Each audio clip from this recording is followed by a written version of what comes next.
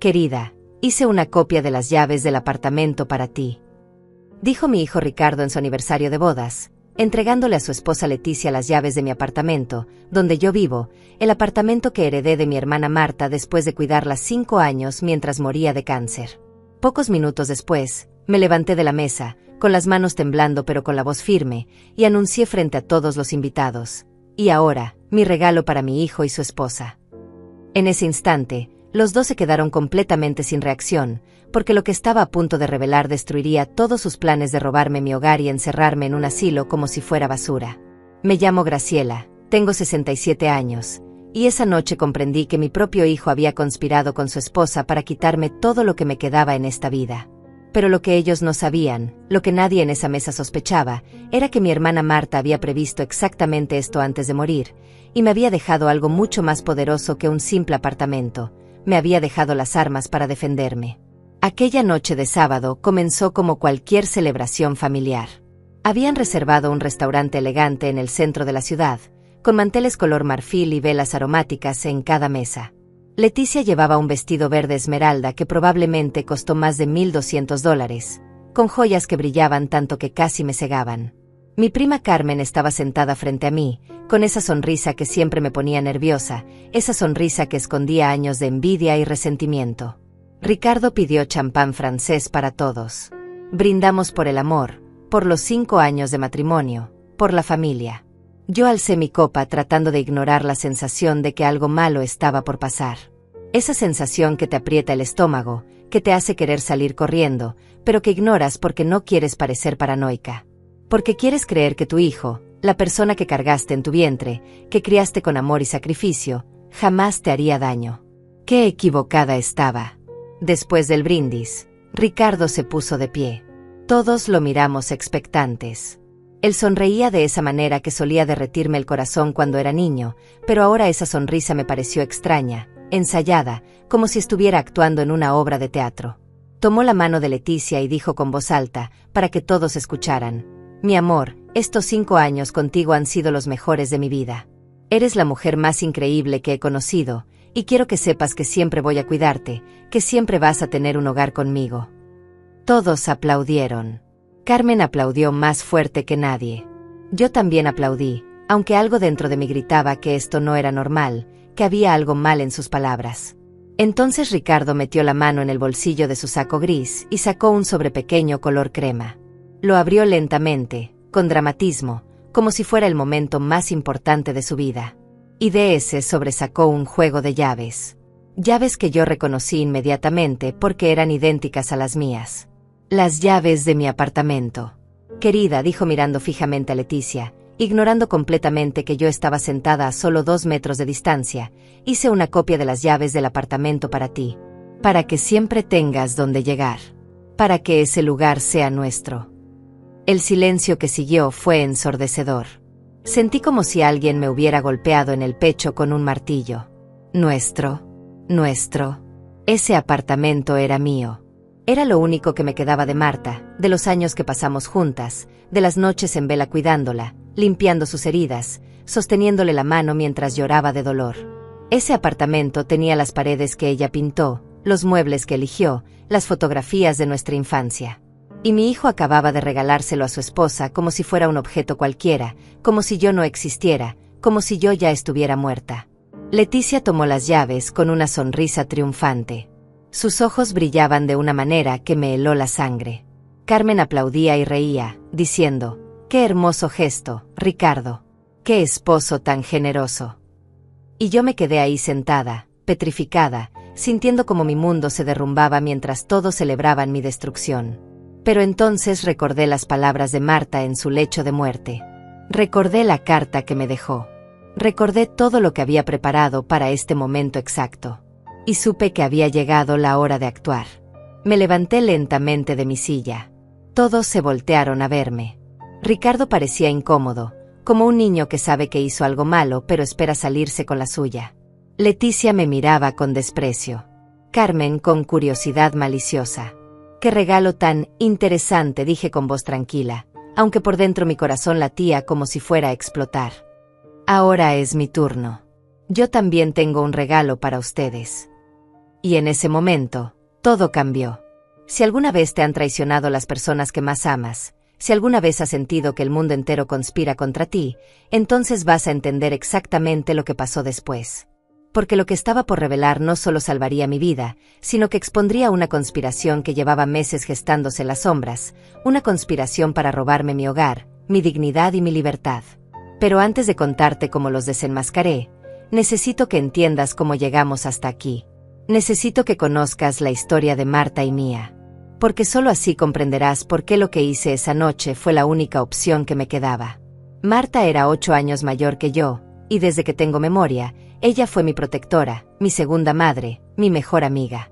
Crecimos en un pequeño pueblo a las afueras de la Ciudad de México, en una casa modesta con paredes de concreto sin pintar y un patio de tierra donde Marta plantaba geranios color naranja que florecían incluso en los días más calurosos. Nuestros padres trabajaban desde el amanecer hasta la noche, papá en la construcción y mamá limpiando casas de familias ricas, así que Marta, con apenas 10 años, asumió el papel de cuidarme.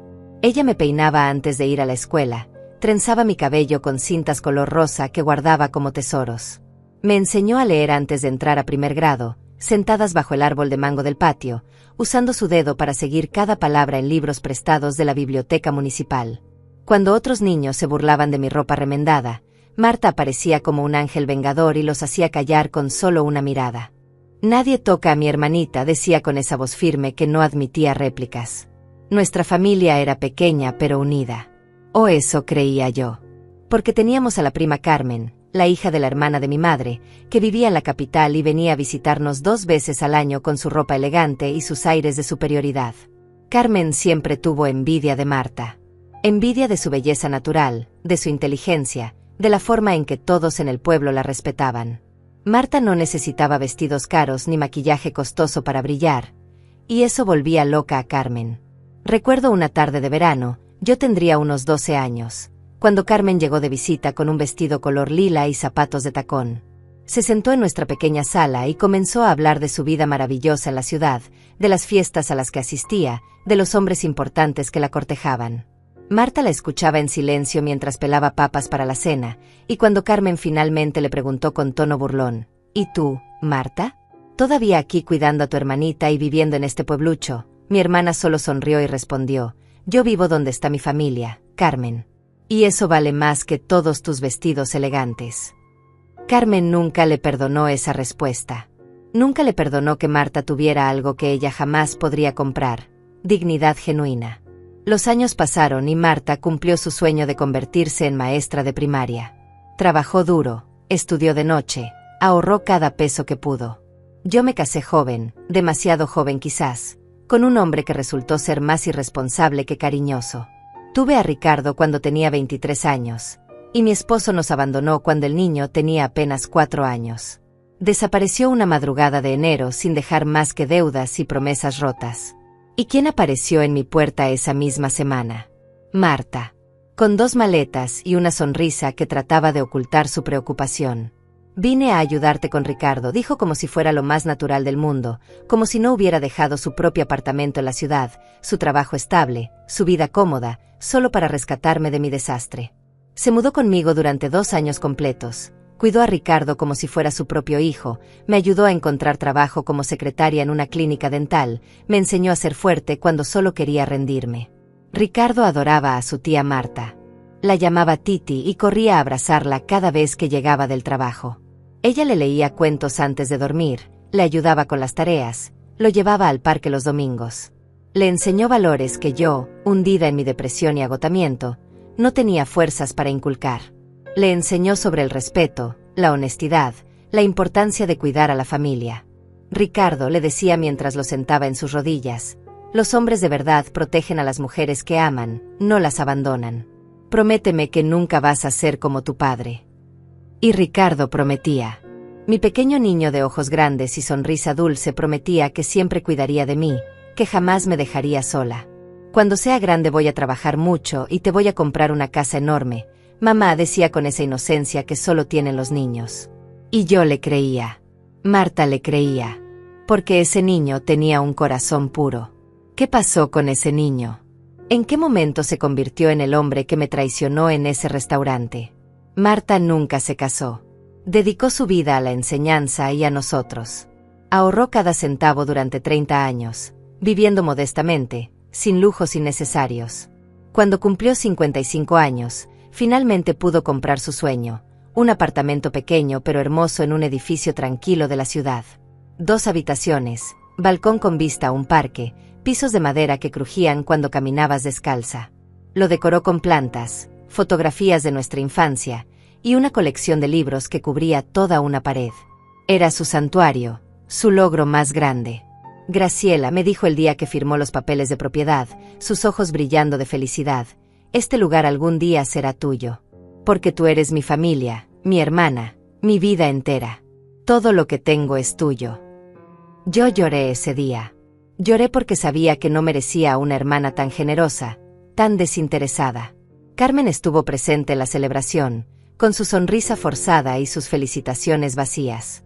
La vi observando cada rincón del apartamento con ojos calculadores, haciendo cuentas mentales del valor de todo. Ya entonces supe que tramaba algo, pero no imaginé cuánto odio guardaba en su corazón. 5 años después del día de esa celebración, Marta comenzó a sentirse mal. Dolores de estómago que ignoraba, cansancio que atribuía al trabajo. Cuando finalmente fue al médico, el diagnóstico fue devastador: cáncer de páncreas en estado avanzado. Los doctores le dieron 6 meses de vida, quizás 1 año si respondía bien al tratamiento. Renuncié a mi trabajo inmediatamente. Ricardo ya era adulto para entonces. Tenía 28 años y trabajaba en una empresa de tecnología con un buen salario. Ve a cuidar a la tía Marta, me dijo abrazándome fuerte. Yo te voy a ayudar económicamente, no te preocupes por nada. Y cumplió. Durante los primeros 3 meses, Ricardo me enviaba $1,200 cada mes para ayudar con los gastos médicos y la comida.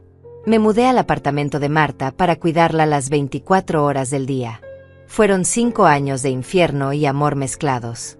5 años viéndola deteriorarse lentamente, su cuerpo fuerte convirtiéndose en piel y huesos, su cabello cayéndose por la quimioterapia, su sonrisa volviéndose más débil cada día. Pero también 5 años de conversaciones profundas, de risas compartidas en los días buenos, de abrazos que decían más que 1000 palabras. Carmen aparecía ocasionalmente, siempre con excusas de por qué no podía quedarse mucho tiempo, siempre mirando el apartamento como un buitre que espera a que su presa muera. ¿Ya hiciste testamento, Marta?, preguntaba con falsa preocupación. Deberías pensar en la familia, en repartir equitativamente. Marta la callaba con una mirada que podría congelar el infierno. Fue durante esos años que Ricardo conoció a Leticia. Una mujer hermosa en apariencia, con cabello largo color castaño y una forma de hablar que parecía educada y refinada. Trabajaba como relacionista pública en una empresa internacional, usaba ropa de diseñador y siempre tenía la respuesta correcta para cada situación. Al principio me cayó bien. Parecía hacer feliz a mi hijo, y eso era lo único que importaba. Pero Marta la vio diferente. Esa mujer tiene ojos de serpiente, me dijo una noche mientras yo le daba su medicina. No confío en ella, Graciela. Hay algo falso en su sonrisa. Yo le dije que estaba siendo muy dura, que Leticia solo era una chica moderna y ambiciosa. Marta sacudió la cabeza con tristeza. Ojalá me equivoque, hermanita. Ojalá me equivoque. Nunca se equivocaba. Todo comenzó a cambiar 3 meses antes de que Marta muriera. Los depósitos de Ricardo se volvieron irregulares. De $1,200 mensuales pasaron a 600, luego a 300, hasta que dejaron de llegar por completo. Cuando lo llamaba para preguntarle qué pasaba, siempre tenía una excusa diferente. Problemas en el trabajo, gastos inesperados, la boda que estaban planeando con Leticia costaba más de lo anticipado. Mamá, entiende que también tengo mi vida, me dijo una tarde por teléfono con un tono que nunca antes había usado conmigo, frío y distante. No puedo estar manteniéndote para siempre. Ya llevas 5 años sin trabajar. Esas palabras me dolieron más que cualquier golpe físico. ¿Manteniéndome? Yo no estaba de vacaciones.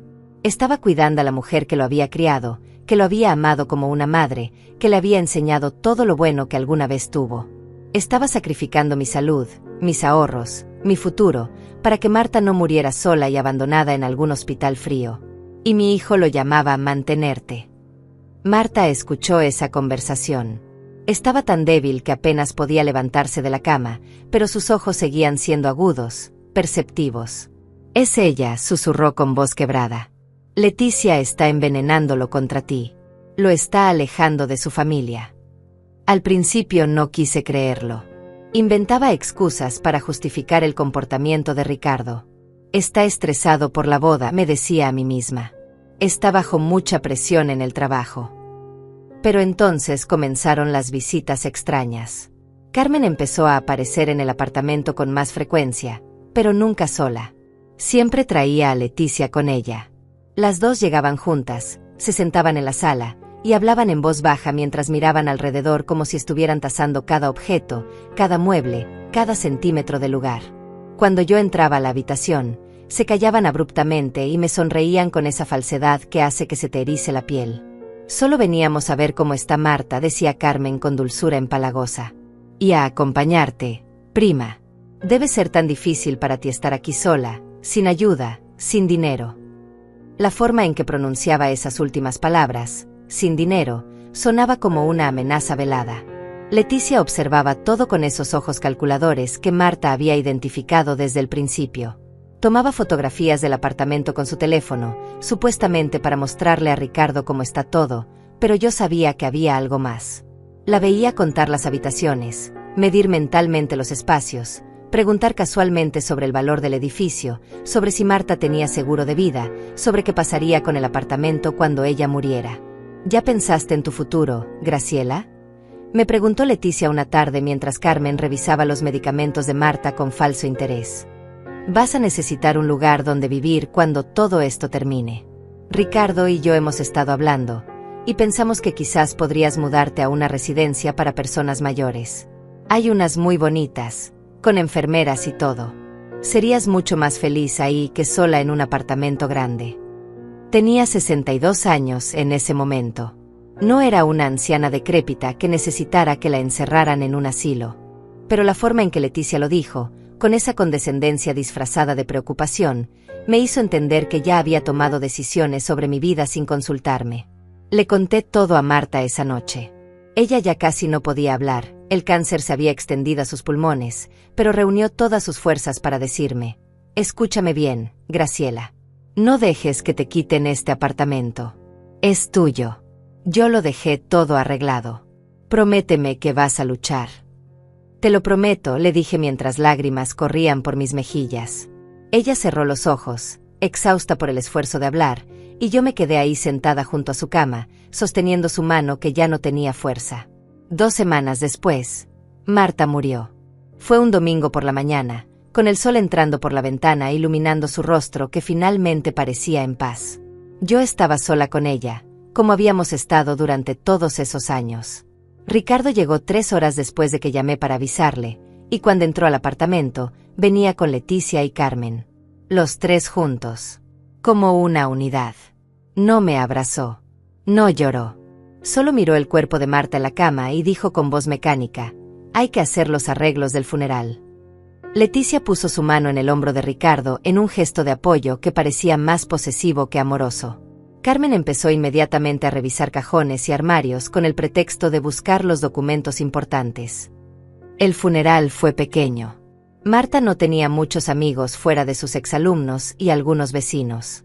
Carmen se encargó de organizarlo todo, lo cual me pareció extraño porque ella nunca había mostrado mucho interés en Marta cuando estaba viva. Pero ahí estaba, dirigiendo todo como si fuera la familiar más cercana, hablando con el director de la funeraria, eligiendo el ataúd más económico a pesar de que yo quería algo mejor para mi hermana. «No tiene sentido gastar tanto dinero en un muerto», dijo Carmen cuando protesté. «Marta habría querido algo simple». Mentirosa. Marta se había pasado toda su vida ahorrando, trabajando duro para tener algo de dignidad, y esta mujer quería enterrarla en el ataúd más barato como si fuera basura. Durante el velorio, escuché conversaciones que no debía escuchar. Estaba en el baño cuando Carmen y Leticia entraron al pasillo justo afuera, sin saber que yo estaba ahí. Sus voces atravesaban la puerta delgada. «¿Ya hablaste con el abogado?», preguntaba Leticia con urgencia. «Sí, pero dice que tenemos que esperar a la lectura oficial del testamento», respondía Carmen con frustración. «Aunque no importa. Marta no tenía a nadie más que a Graciela, y ella no tiene capacidad legal para manejar una propiedad.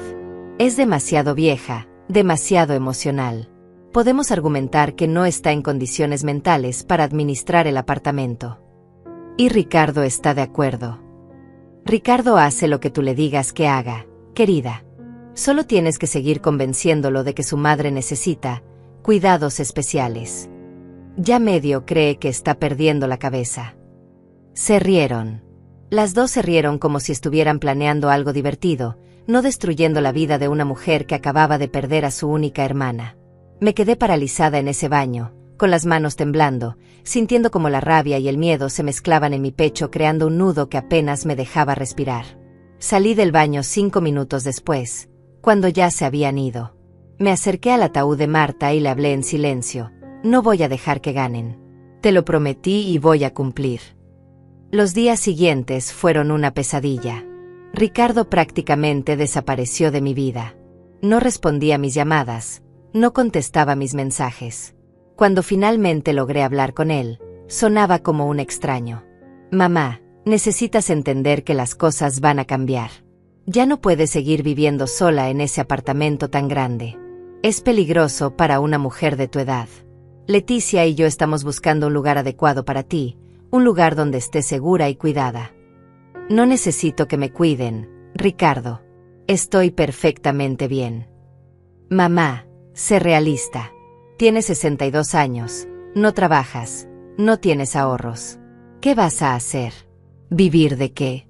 Ese apartamento vale mucho dinero, podríamos venderlo y con eso pagar una residencia muy buena para ti durante años. Ese apartamento es mío. Tu tía me lo dejó a mí. Eso está por verse, dijo con un tono que me heló la sangre. El testamento todavía no se ha leído oficialmente. Colgó. Mi propio hijo colgó el teléfono mientras yo lloraba del otro lado de la línea. Esa noche no pude dormir. Me quedé despierta mirando el techo del apartamento, ese techo que Marta había pintado de color crema para que la luz se reflejara mejor, pensando en todas las veces que me había dicho que este lugar sería mi refugio cuando ella ya no estuviera. Y ahora mi hijo, el niño que ella había ayudado a criar, quería arrebatármelo. Pero entonces recordé algo. 3 semanas antes de morir, Marta me había entregado un sobremanila grueso y me había hecho prometer que no lo abriría hasta después de su funeral.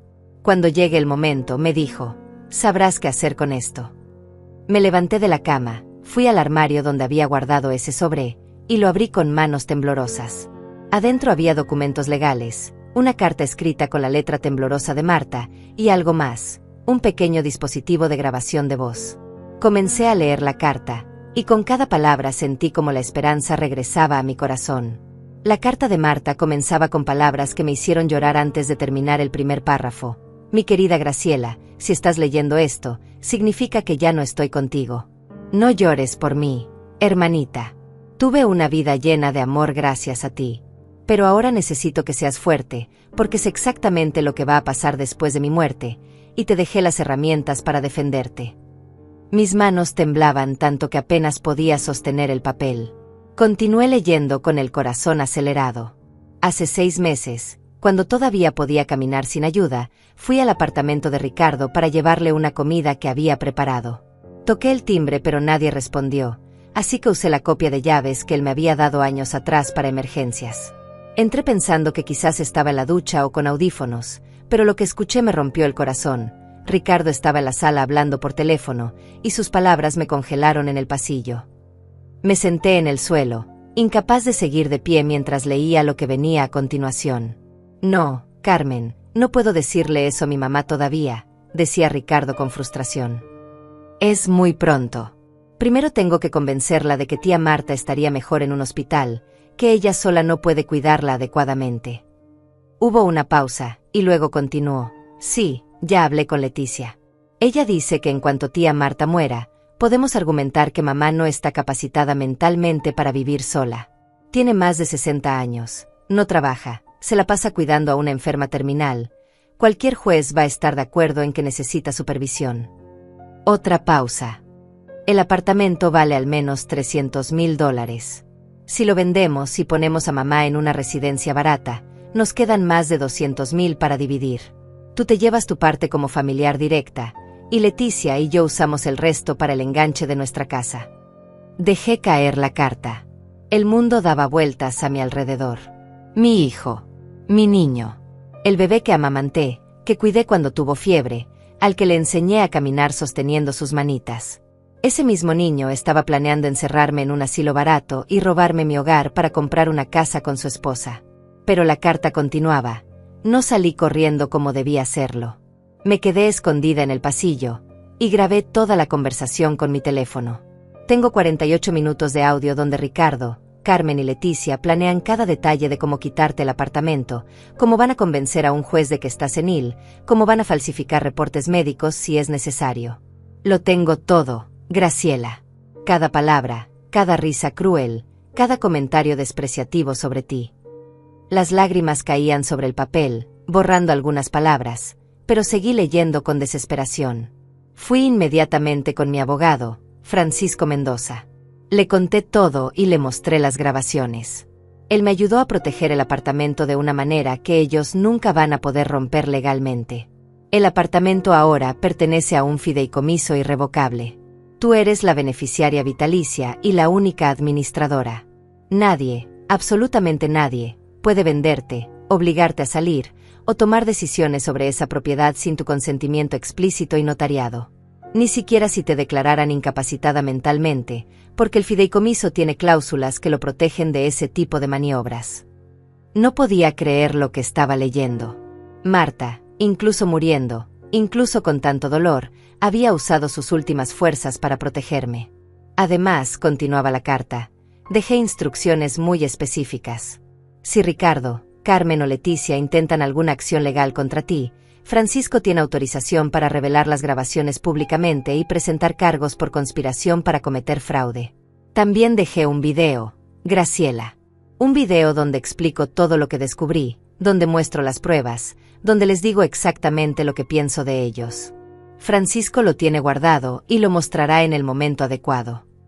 El dispositivo de grabación que está en este sobre contiene copias de todas las conversaciones. Escúchalas cuando estés lista.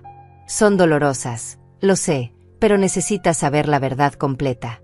Necesitas entender contra quién estás luchando. Te amo, hermanita. Siempre te amé. Fuiste lo mejor de mi vida. No dejes que te destruyan. Eres más fuerte de lo que crees.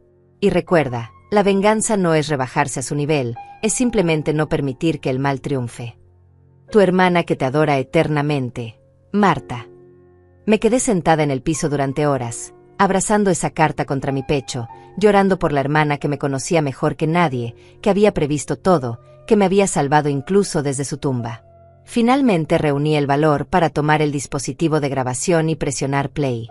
La voz de Ricardo llenó la habitación, y cada palabra era una puñalada. Mamá está demasiado apegada a tía Marta. Es enfermizo. Necesita ayuda psiquiátrica, pero nunca va a aceptarlo por su cuenta. Tenemos que forzar la situación. Luego la voz de Carmen. Una vez que tengamos el apartamento, podemos venderlo rápido. Conozco a un desarrollador que está comprando todo el edificio para hacer condominios de lujo. Nos daría $350,000 en efectivo, sin preguntas. Y finalmente Leticia, con esa voz dulce que usaba en público pero que aquí sonaba venenosa. Ricardo, cariño, tu madre tuvo su oportunidad en la vida y la desperdició casándose con un perdedor. No es tu responsabilidad mantenerla hasta que muera. Ella tomó malas decisiones, que sufra las consecuencias. Nosotros merecemos esa casa en el suburbio, merecemos empezar nuestra familia en un lugar bonito, no sacrificar nuestro futuro por una vieja que nunca hizo nada productivo con su vida. Apagué la grabación. No podía escuchar más. El Ricardo que hablaba en esa grabación no era mi hijo. Era un extraño, un monstruo creado por dos mujeres manipuladoras y ambiciosas que habían encontrado sus puntos débiles y los habían explotado hasta convertirlo en alguien irreconocible. Al día siguiente llamé al abogado Francisco Mendoza. Era un hombre de unos 70 años, con cabello completamente gris y ojos bondadosos que se humedecieron cuando me vio entrar a su oficina. Señora Graciela, me dijo tomando mis manos entre las suyas, Marta me habló mucho de usted.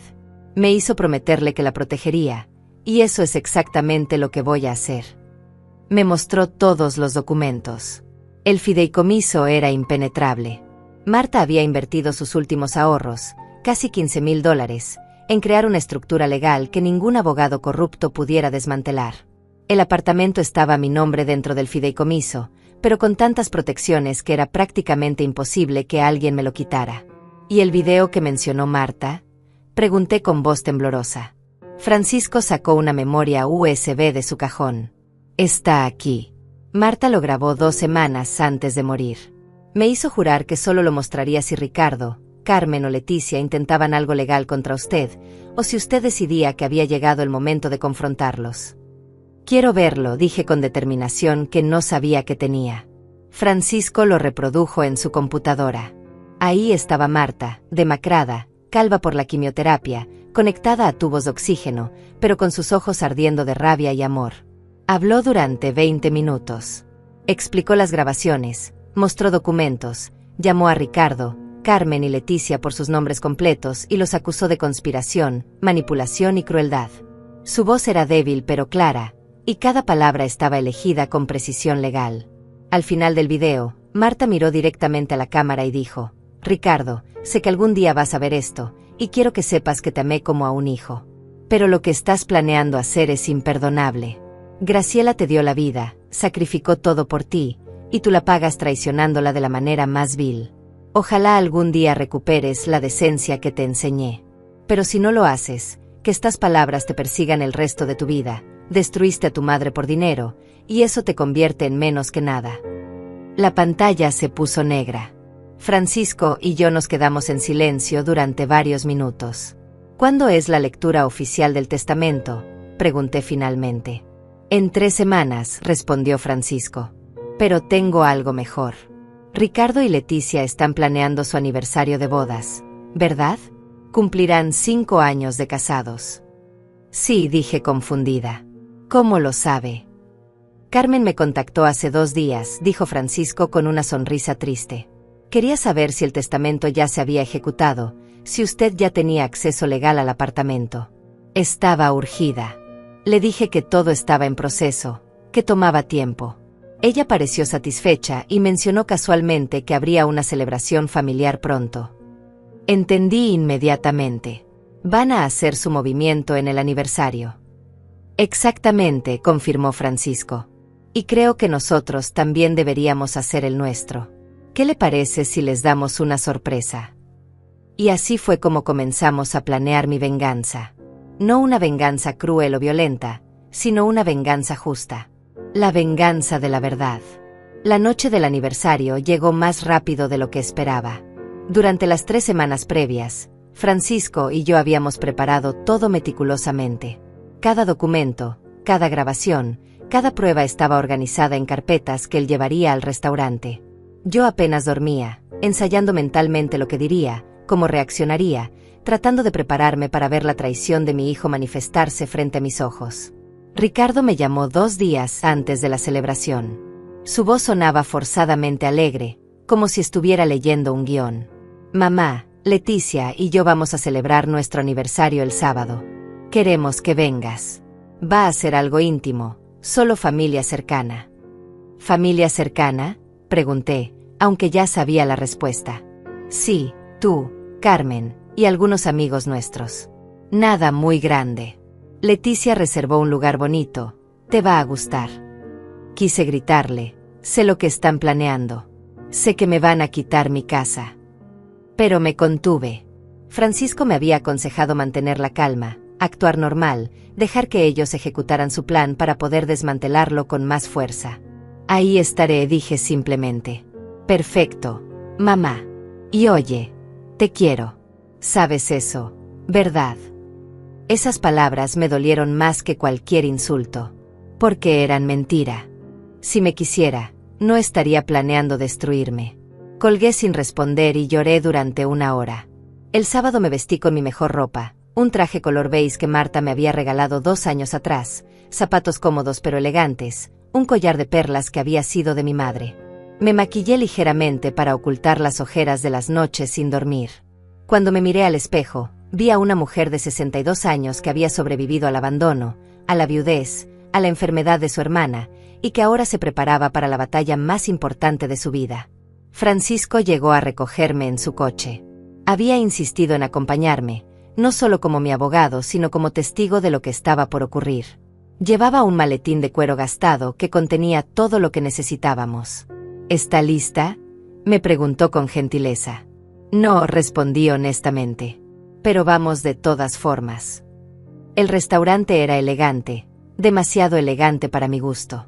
Paredes color crema con molduras doradas, lámparas de cristal que colgaban del techo, mesas cubiertas con manteles color marfil. El tipo de lugar donde cada plato cuesta lo que yo ganaba en una semana cuando trabajaba. Leticia había elegido este sitio para impresionar, para mostrar su estatus, para dejarme clara la diferencia entre su vida y la mía. Cuando entramos, Ricardo vino a saludarme. Me dio un abrazo rápido, mecánico, el tipo de abrazo que das por obligación social. Mamá, qué bueno que viniste. Este es un día muy especial para nosotros. Leticia apareció detrás de él, radiante con su vestido verde esmeralda que debió costar una fortuna. Me besó en la mejilla dejando una marca de labial color coral que tuve que limpiarme discretamente. Graciela, te ves muy bien. Qué lindo tu traje. Su tono dejaba claro que pensaba exactamente lo contrario. Carmen ya estaba sentada en la mesa, con una copa de vino blanco en la mano y esa sonrisa que me hacía querer salir corriendo. Prima, ven, siéntate aquí conmigo. Me señaló la silla a su lado, estratégicamente ubicada para que ella pudiera observarme durante toda la cena. Francisco se sentó frente a mí, su presencia silenciosa pero reconfortante. Ricardo lo miró con curiosidad. ¿Y ustedes? Francisco Mendoza, dijo mi abogado extendiendo la mano. Soy amigo de la familia. Conocí a Marta hace muchos años. Graciela me invitó a acompañarla esta noche. Espero que no sea un inconveniente. Vi a Carmen y Leticia intercambiar miradas nerviosas. La presencia de un abogado claramente no estaba en sus planes. Pero Ricardo, siempre educado en público, sonrió y dijo: por supuesto que no. Bienvenido. La cena comenzó con una incómoda normalidad. Pedimos comida que apenas probé porque tenía el estómago cerrado de la ansiedad. Carmen hablaba sin parar sobre un viaje que había hecho a Europa, presumiendo cada detalle, cada hotel caro, cada restaurante exclusivo. Leticia la seguía con historias de su trabajo, de clientes importantes, de eventos glamorosos. Era como si estuvieran compitiendo por quién tenía la vida más impresionante. Yo permanecía callada, moviendo la comida en mi plato, sintiendo cómo se acercaba el momento que había estado temiendo y esperando al mismo tiempo. Entonces Ricardo pidió champán.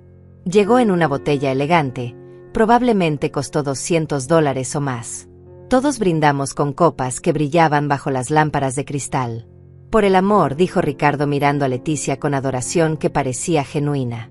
Por los 5 años más maravillosos de mi vida. Por muchos más, respondió Leticia con una sonrisa que no llegaba a sus ojos. Bebimos. El champán sabía amargo en mi boca.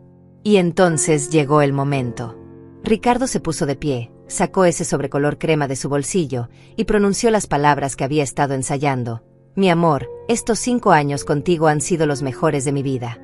Eres la mujer más increíble que he conocido, y quiero que sepas que siempre voy a cuidarte, que siempre vas a tener un hogar conmigo. Carmen aplaudía con entusiasmo exagerado.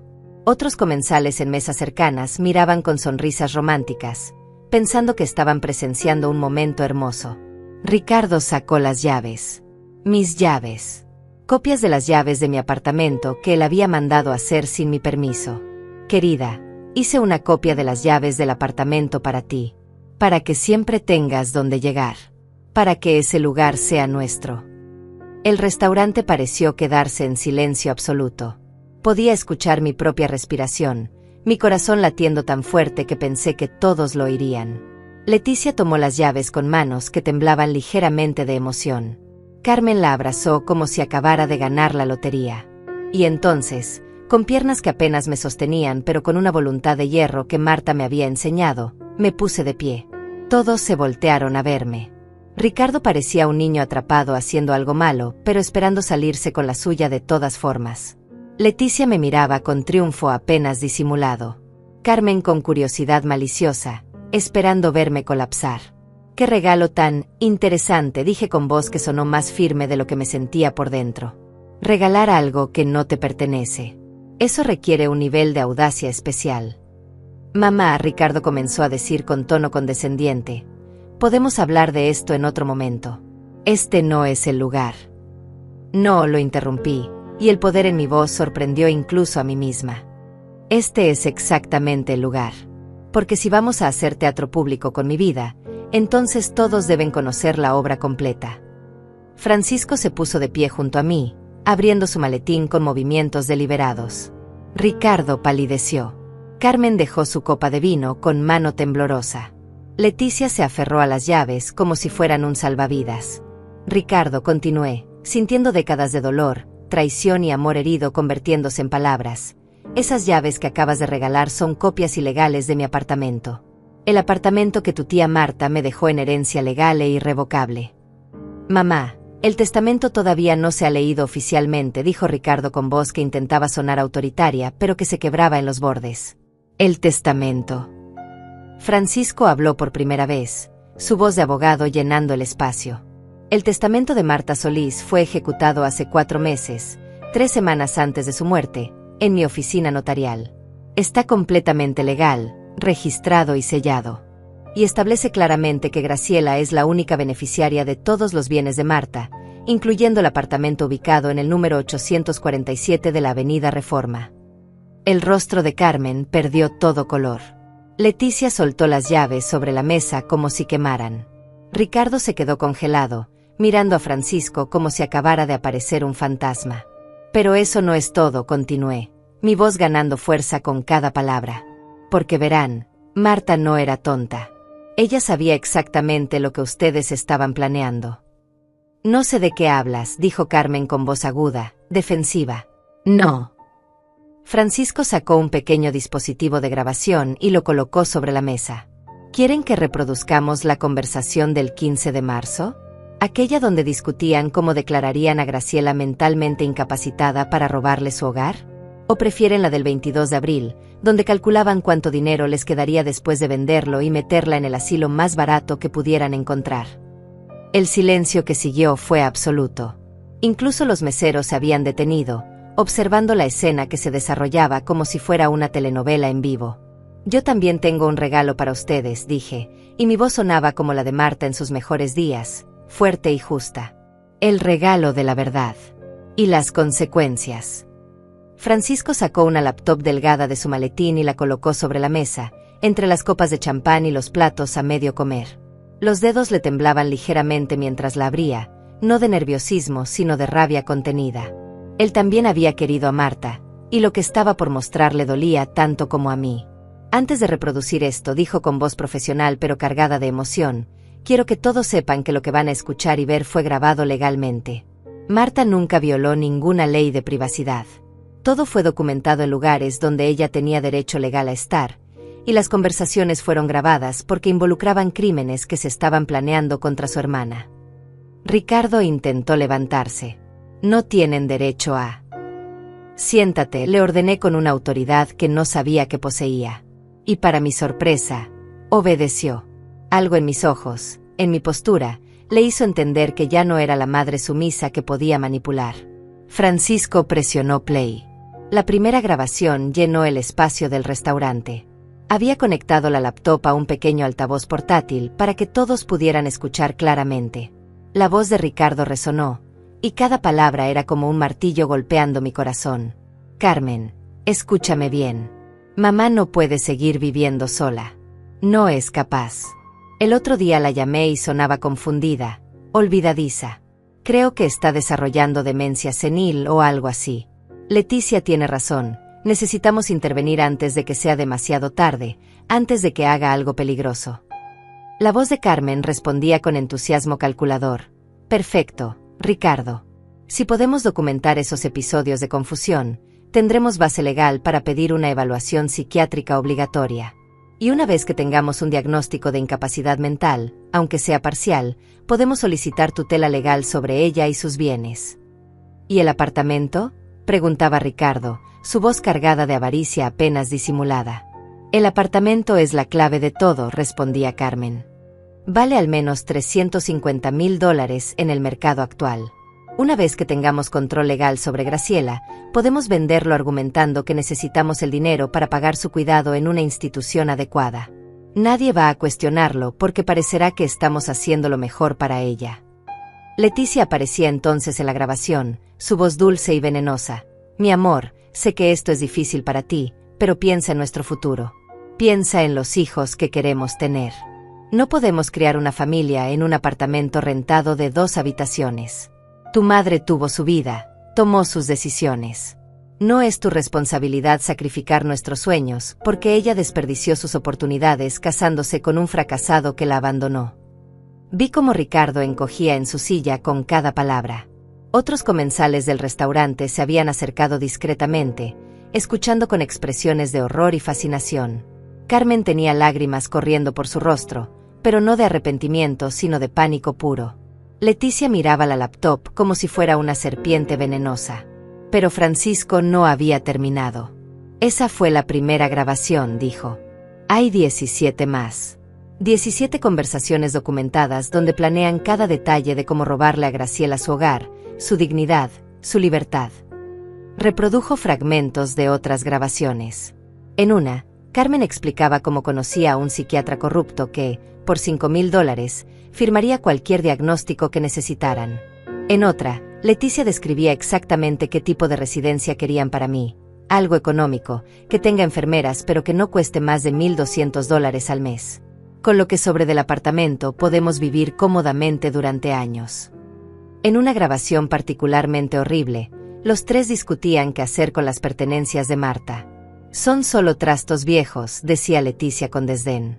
Libros usados, muebles anticuados, fotografías que a nadie le importan. Lo donamos todo o lo tiramos. No vale la pena ni el costo de almacenamiento. Esos trastos viejos, dije con voz quebrada, eran la vida de mi hermana. Sus libros que leyó 100 veces, los muebles que compró con el dinero que ahorró durante 30 años de trabajo, las fotografías de nuestra infancia, de nuestros padres, de cada momento feliz que tuvimos. Para ustedes no valían nada. Para mí lo eran todo. Leticia intentó defenderse. Graciela, esto está sacado de contexto. Estábamos preocupados por ti, queríamos lo mejor. ¿Lo mejor? Exploté, y toda la rabia de meses de manipulación salió de golpe. ¿Encerrarme en un asilo barato mientras se reparten $300,000 es lo mejor para mí? ¿Declararme demente con diagnósticos falsos es preocupación? ¿Tirar los recuerdos de mi hermana como basura es amor? Francisco levantó la mano pidiéndome calma, aunque sus ojos brillaban de aprobación. Hay más, dijo simplemente. El video. Giró la laptop hacia el resto de la mesa y presionó play. La cara demacrada pero furiosa de Marta apareció en la pantalla. Llevaba un pañuelo color amarillo cubriendo su cabeza calva, y los tubos de oxígeno entraban por su nariz. Pero sus ojos ardían con una intensidad que hizo que Carmen gimiera audiblemente. Mi nombre es Marta Elena Solís, comenzaba Marta con voz débil pero clara. Estoy grabando esto el 28 de agosto, 2 semanas antes de mi muerte proyectada. Estoy en mi sano juicio, como pueden confirmar los 3 doctores que firman este documento que sostengo en mi mano. Y necesito dejar constancia de un crimen que se está planeando contra mi hermana Graciela. Durante los siguientes 15 minutos, Marta explicó todo. Cómo había descubierto la conspiración, cómo había grabado cada conversación, cómo había usado sus últimos ahorros para crear un fideicomiso legal impenetrable que protegiera a su hermana. Mostró documentos, tocó las grabaciones de audio, y nombró nombres con precisión quirúrgica. Ricardo, decía Marta mirando directamente a la cámara, y vi cómo mi hijo se encogía bajo esa mirada incluso a través de una pantalla. Te crié como si fueras mi propio hijo. Te enseñé a leer, te llevé a tu primer día de escuela, te consolé cuando tu padre te abandonó. Te dije que los hombres de verdad protegen a las mujeres que aman. Y tú me prometiste que siempre cuidarías de tu madre. Rompiste esa promesa de la manera más vil posible. Te vendiste por una casa en el suburbio y una mujer que no vale ni el polvo bajo las uñas de tu madre. Ricardo sollozaba ahora, lágrimas reales corriendo por su cara. Pero Marta no había terminado con él. Carmen, continuaba el video, siempre tuviste envidia de lo que no podías comprar. Dignidad, amor genuino, el respeto de las personas. Pensaste que robarle a tu prima te daría lo que te falta. Pero solo te convertirá en lo que siempre fuiste, una mujer vacía en vestidos caros. Carmen había escondido su cara entre las manos, pero Francisco subió el volumen para que no pudiera escapar de las palabras. Y Leticia, la voz de Marta se volvió de hielo puro. Tú eres la peor de todos porque no tienes ni la excusa de la sangre ni la historia. Entraste a esta familia como una serpiente, identificaste las debilidades de un hombre bueno pero débil, y lo convertiste en tu marioneta. Usaste su amor contra él, lo aislaste de su madre, y lo convenciste de que traicionar era lo correcto.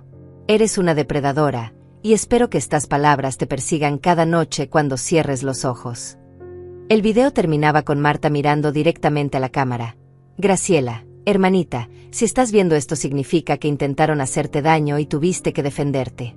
Estoy orgullosa de ti. Nunca olvides que eres más fuerte de lo que crees, más valiosa de lo que ellos te hicieron creer, y más amada de lo que jamás podrán entender. El apartamento es tuyo, protegido legalmente de maneras que ningún abogado corrupto puede romper. Vive ahí, sé feliz, y nunca dejes que nadie te quite tu dignidad. Te amo con todo mi corazón. Tu hermana, Marta. La pantalla se puso negra. El silencio en el restaurante era tan profundo que podía escuchar mi propia respiración entrecortada. Miré alrededor y vi lágrimas en los ojos de desconocidos, meseros que se limpiaban discretamente las mejillas, el gerente del restaurante observando con expresión conmovida. Francisco cerró la laptop con un clic definitivo. Ahora, dijo con voz que llenaba el espacio, hablemos de las consecuencias legales. Conspiración para cometer fraude, intento de falsificación de documentos médicos, planeación de apropiación ilegal de propiedad. Cada uno de estos es un delito penal que puede resultar en cárcel.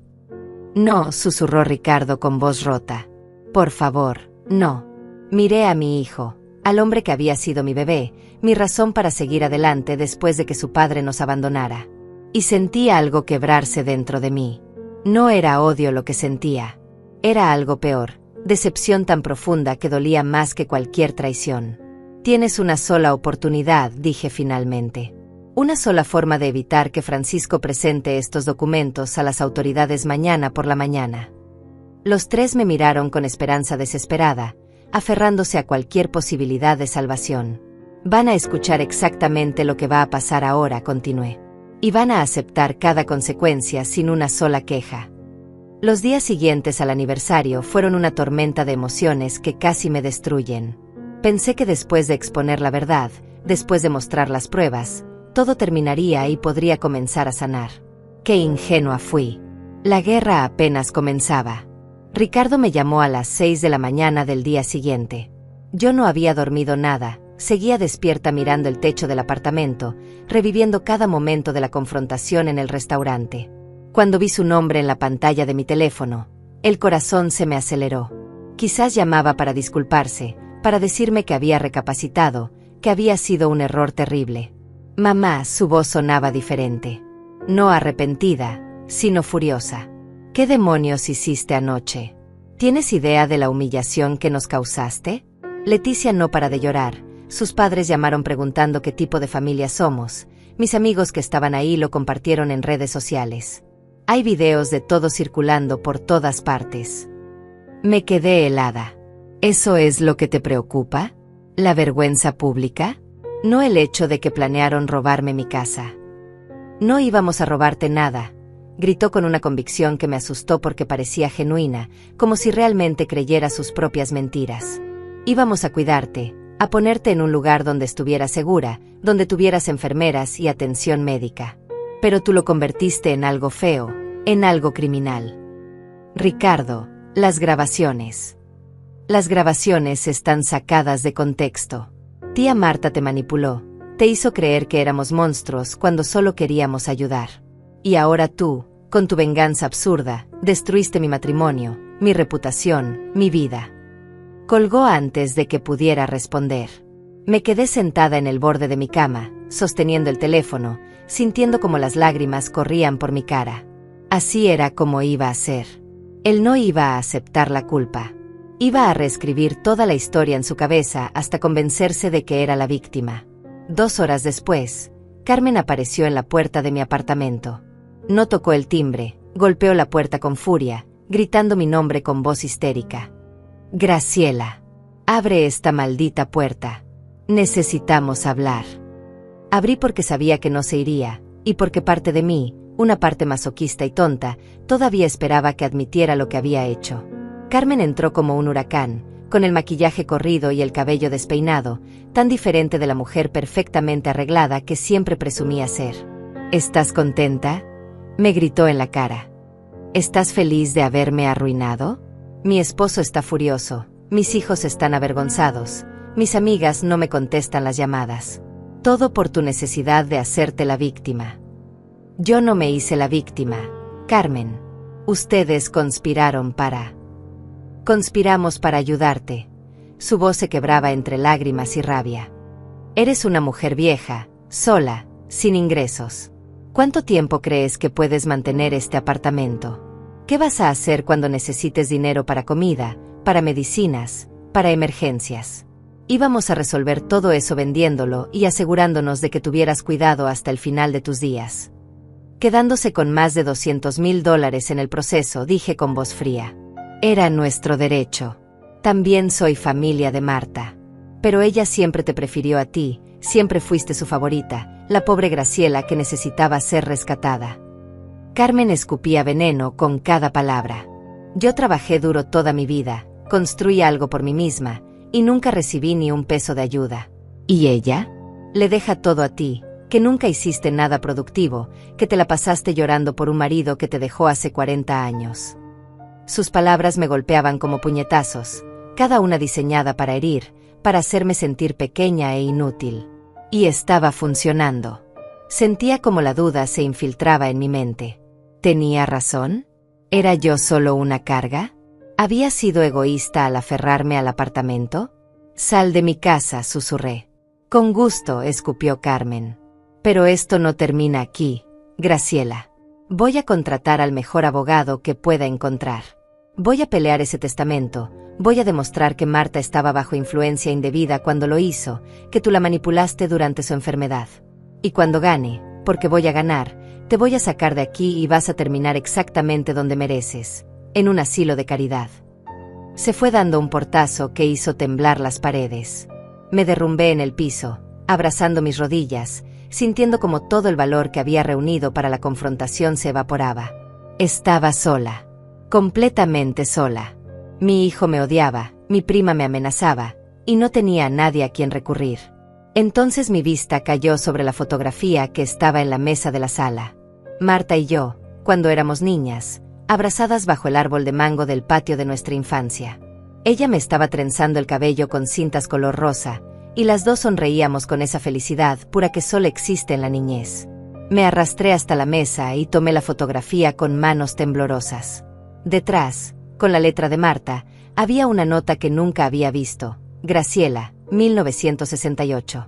El día que prometí siempre protegerte. Una promesa que cumplí hasta mi último aliento. Ahora te toca a ti ser fuerte. No por mí, sino por ti. Porque mereces ser feliz. Con todo mi amor, M. Lloré sosteniendo esa fotografía durante lo que parecieron horas. Pero estas lágrimas eran diferentes. No eran de derrota, sino de determinación. Marta había peleado por mí incluso muriendo. ¿Y yo iba a rendirme ante las amenazas de gente que nunca me amó? Me levanté del piso, me lavé la cara, me peiné. Llamé a Francisco y le conté todo, la llamada de Ricardo, la visita de Carmen, las amenazas legales. Que lo intenten, dijo Francisco con voz tranquila pero firme. El fideicomiso es impenetrable. Marta se aseguró de eso. Y si Carmen presenta una demanda, voy a contrademandar por acoso, difamación, y voy a hacer públicas todas las grabaciones, no solo fragmentos. ¿Está preparada para pelear, Graciela?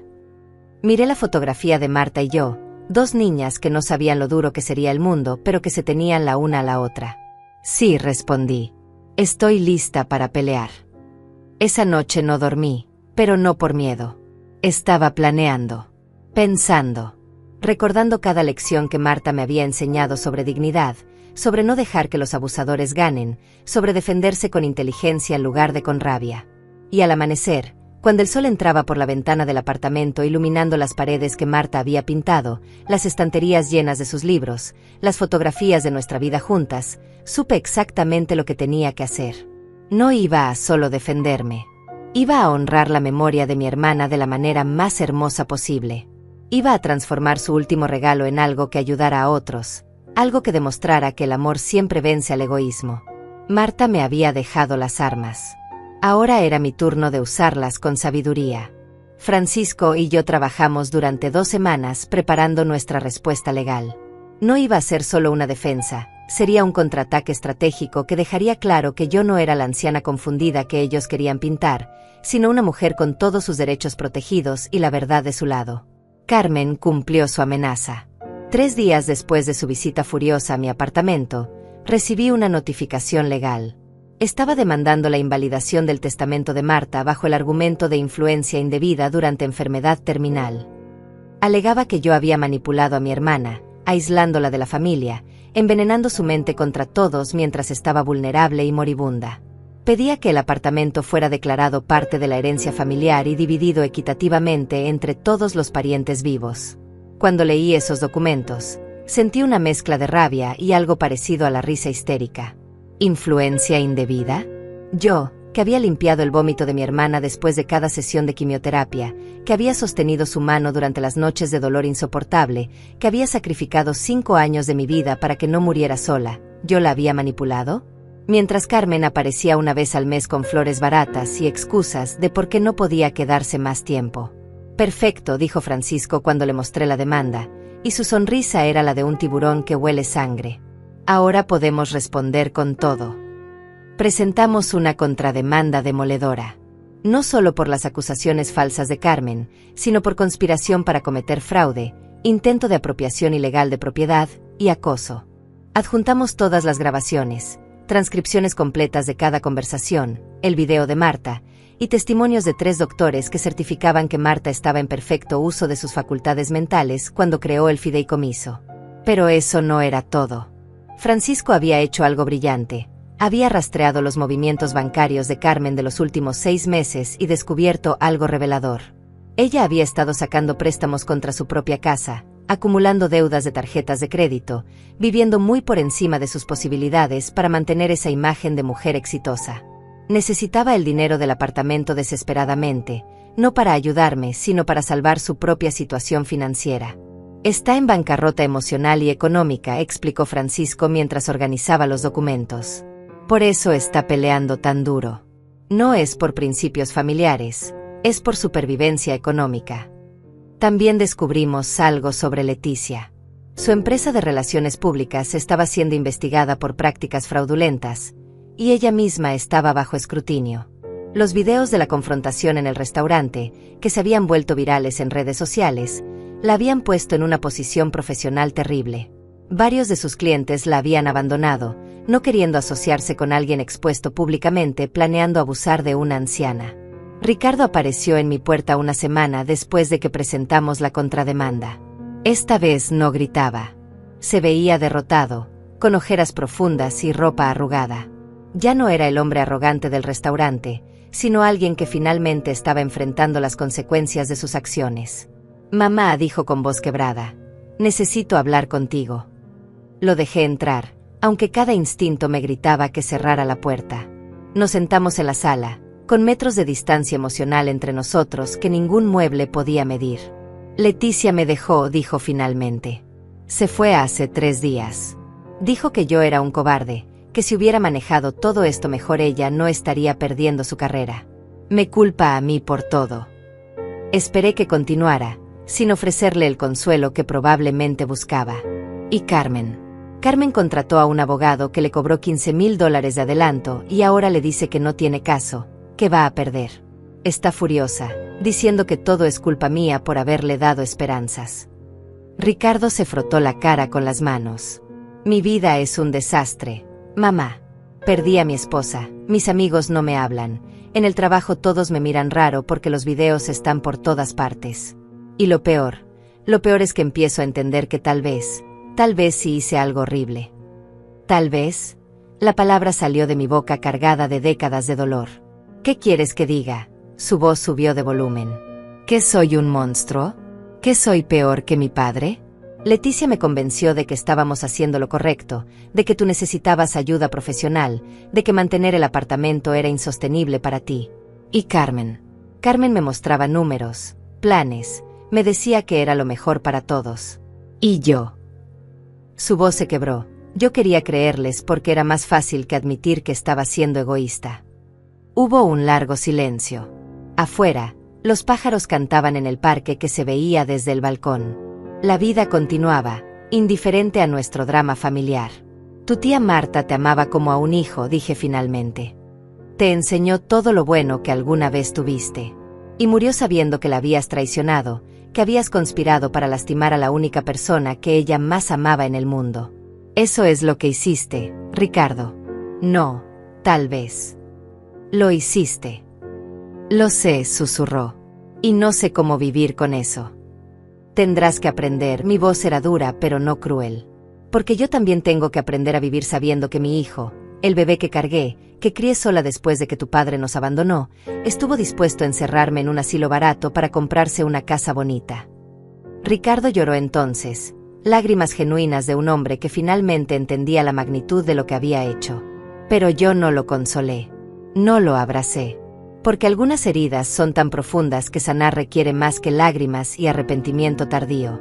Voy a retirar cualquier apoyo a la demanda de Carmen, dijo después de calmarse. Voy a testificar a tu favor si es necesario. Voy a decir la verdad sobre todo. No lo hagas por mí, respondí. Hazlo porque es lo correcto. Hazlo porque es lo que la tía Marta te enseñó. Hazlo para que cuando te mires al espejo, puedas reconocer aunque sea un pedacito del hombre que se suponía que serías. Se fue poco después. No nos despedimos con abrazos ni promesas. Simplemente se fue, cargando el peso de sus decisiones. 2 semanas después, Carmen retiró la demanda. Su abogado le había explicado que no solo iba a perder, sino que podría enfrentar cargos criminales si continuaba.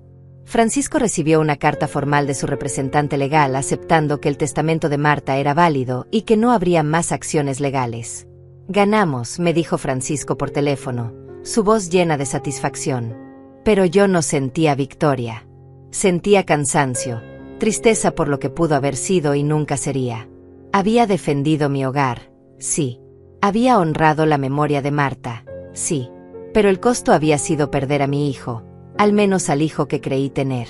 Esa noche, sentada en el balcón del apartamento viendo el atardecer pintar el cielo de naranja y violeta, tomé una decisión. No iba a solo defender este lugar. Iba a transformarlo en algo que Marta habría amado, algo que demostrara que su último acto de amor había valido la pena. Abrí la carta que Marta me había dejado y la leí por 100ª vez, deteniéndome en una línea que nunca había procesado completamente. Usa este lugar para hacer el bien, hermanita. Conviértelo en un refugio para otros como nosotras, que necesitan saber que no están solas. Y supe exactamente qué hacer. 6 meses después de aquella noche en el restaurante, el apartamento de Marta se había transformado en algo que nunca imaginé pero que ella habría adorado. Con la ayuda de Francisco, quien resultó ser no solo un abogado brillante sino un amigo verdadero, convertí el espacio en un centro de reunión comunitario para mujeres mayores de la zona. Cada martes y jueves por la tarde, el apartamento se llenaba de voces, risas y el aroma de café recién hecho. Venían mujeres de 60, 70, 80 años, muchas viudas, algunas abandonadas por sus familias, otras simplemente solas. Compartíamos historias, nos enseñábamos habilidades, nos apoyábamos en los momentos difíciles. Una señora llamaba a nuestro grupo Las Invencibles de Marta, y el nombre se quedó. Usé parte de los pequeños ahorros que me quedaban para comprar una máquina de coser industrial. Enseñaba a las mujeres a reparar ropa, a crear cosas hermosas con sus manos. Otra mujer del grupo, una ex maestra como Marta, daba clases de lectura para aquellas que nunca habían aprendido o que querían mejorar. Organizábamos ventas de garaje donde vendíamos lo que creábamos, y el dinero lo dividíamos entre todas o lo usábamos para ayudar a quien más lo necesitara. La habitación que había sido de Marta la convertí en una pequeña biblioteca. Sus libros ahora eran leídos por docenas de manos, sus márgenes con anotaciones compartidas con mentes hambrientas de conocimiento. En la pared colgué su fotografía más hermosa, donde sonreía con esa luz especial que tenía, y debajo puse una placa que decía, Marta Elena Solís, maestra, hermana, protectora. Este espacio existe por su amor. Carmen nunca más intentó contactarme. Escuché por terceros que había tenido que vender su casa, que se había mudado a un apartamento pequeño, que su matrimonio estaba en problemas por las deudas. No sentí alegría por su sufrimiento, pero tampoco compasión. Algunos dolores son tan profundos que el perdón toma más tiempo del que una vida ofrece. Leticia desapareció completamente. Su empresa cerró después de la investigación, y según me contó alguien, se había mudado a otra ciudad tratando de reconstruir su reputación. Las llaves que Ricardo le había regalado esa noche, las llaves de mi apartamento que ella había sostenido con tanta arrogancia, terminaron siendo devueltas por correo sin ninguna nota. Las guardé en un cajón como recordatorio de lo que casi pierdo. Ricardo era la herida más complicada. Cumplió su promesa de testificar a mi favor, aunque nunca fue necesario porque Carmen retiró la demanda. Empezó a asistir a terapia, o eso me dijo en uno de los emails ocasionales que me enviaba. Correos breves, cautelosos, donde me contaba sobre su vida, sobre cómo estaba tratando de ser mejor persona, sobre cuánto extrañaba a la tía Marta y cuánto lamentaba haberla decepcionado. Yo respondía a esos emails, pero con la distancia emocional de alguien que habla con un conocido lejano, no con su hijo. Porque esa relación, esa intimidad de madre e hijo que alguna vez tuvimos, estaba rota de formas que no sabía si algún día podríamos reparar. Tal vez con tiempo, con años de acciones consistentes de su parte, podríamos construir algo nuevo. Pero nunca sería lo que fue. Un martes por la tarde, casi un año después de la confrontación, una mujer nueva llegó al grupo. Tendría unos 65 años, bien vestida pero con ojos que reconocí inmediatamente. Ojos de alguien que había sido traicionada por su propia familia. Se sentó tímidamente en una esquina, observando cómo el resto de nosotras conversábamos y reíamos. Me acerqué con una taza de café. Bienvenida. Soy Graciela. Norma, respondió con voz suave. Mi vecina me contó sobre este lugar. Dijo que aquí había mujeres que entendían lo que es sentirse invisible. Me senté junto a ella. Cuéntame tu historia, Norma. Y ella contó. Una historia diferente a la mía en los detalles, pero idéntica en el dolor. Hijos que la veían como una carga, nueras que conspiraban para quedarse con su casa, familiares que solo aparecían cuando necesitaban dinero. Mientras hablaba, otras mujeres del grupo se acercaron, formando un círculo a su alrededor, asintiendo con comprensión, algunas con lágrimas en los ojos porque todas habíamos estado ahí. No estás sola, le dije tomando su mano. Aquí ninguna de nosotras está sola.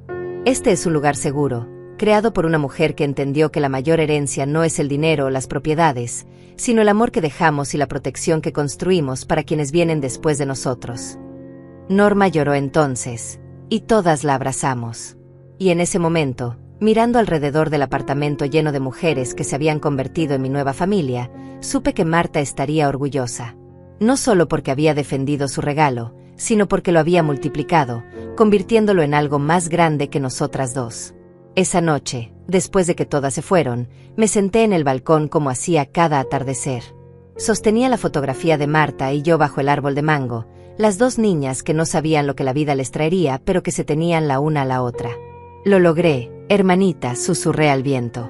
Defendí nuestro hogar. Y más que eso, lo convertí en un hogar para muchas. Como tú habrías querido. El viento movió las hojas de los árboles del parque, y en mi imaginación escuché su voz. Siempre supe que eras más fuerte de lo que creías, Graciela. Tengo 68 años ahora. Mi cabello está completamente gris. Mis manos tienen arrugas que cuentan historias de supervivencia. Mi hijo y yo tenemos una relación distante pero existente, construyendo lentamente algo nuevo sobre las ruinas de lo que fue.